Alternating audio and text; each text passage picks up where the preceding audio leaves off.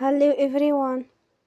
Today we talk about how to fix the app of TikTok. We will go to settings, then we click on apps. After that we will search the app TikTok and we click. They will on for stop.